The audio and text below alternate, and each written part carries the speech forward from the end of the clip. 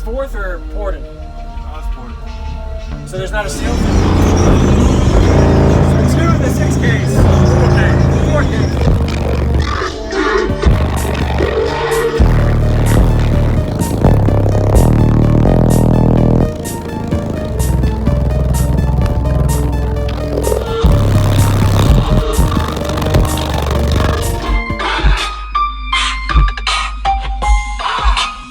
What's that one? 415. Listen, can I get some details for the video? Woo! It's 415, the ZV5s. Okay. 2 SCV4Ks. For 1 ohm, half ohm, where you wire them 1 to? ohm. 1 ohm? Yeah. What is it tuned to? 33. And this is fourth or ported? Oh, it's ported. So there's not a sealed section? It's a blow-through, So there isn't, it's not a 6th order blow? Nah, it's basically a 4th. Okay. Oh, wow. You built this? Who built it? Nah, we had it built. Nice. Hey man, what are we looking at? Why aren't we playing this shit? Alright, let's play it. That's because of me. Hey, go see the amps.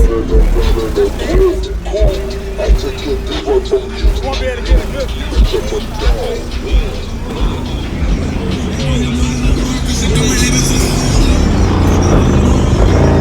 2 in the 6 case.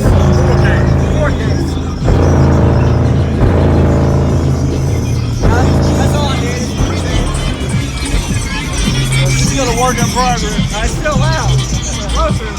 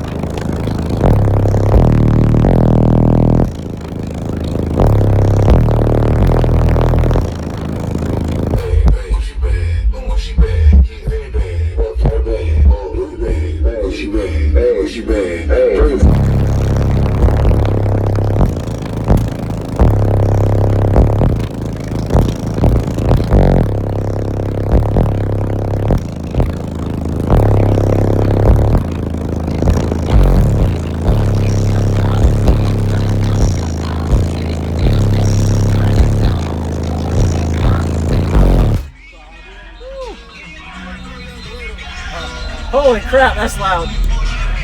For a blow through too.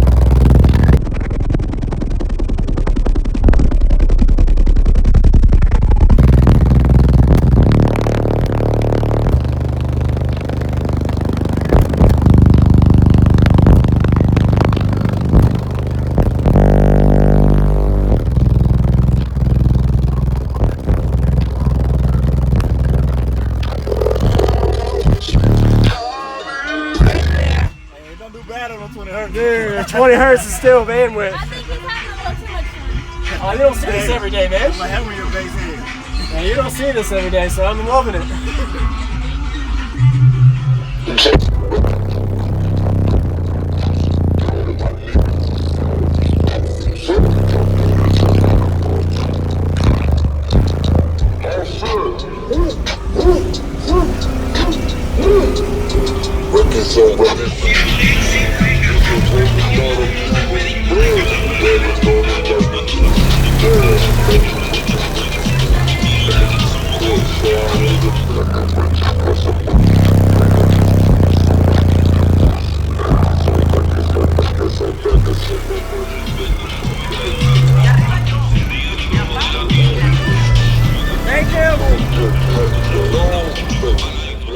JacobViral for another daily video. As always, I like to say I appreciate all of you guys always watching, being subscribers, and like this video if y'all enjoyed it.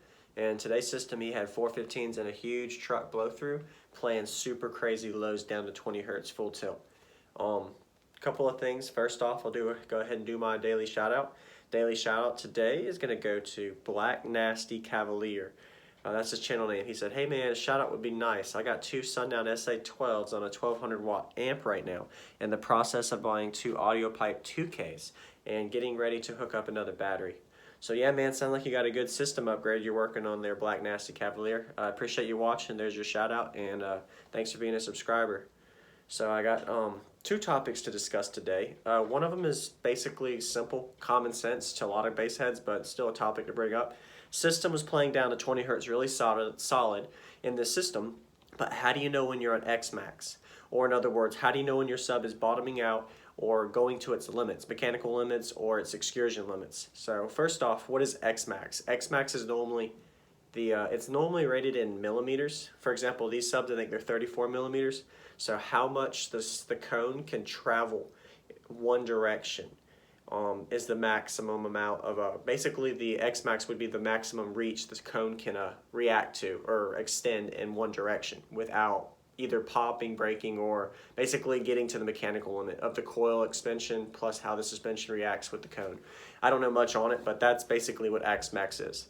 And the way for you to know the simplest is when you start seeing the cone fold, or you start hearing an errant sound or some form of dirty power change from going from an output that sounds clean to an output that sounds really dirty, where that could also be clipping, because when you play super lows, you clip a lot easier when you're pulling more power, unless your enclosure is made for the lows. But the biggest way is to know is when the cone is basically folding and going to a point where you know it won't move any farther and you start hearing noises. One thing I did want to mention though is it's a lot harder to know when your sub is reaching XMAX when they're inverted, like in this enclosure. He had them inverted, so it's going to be a lot harder to see how far that throw is versus if they're mounted regular, because you're not going to be able to see the cone, you're going to see just the motor. But anyway, that's one topic. And the next topic is 2 types of subs in the same box. I didn't want to bring this up.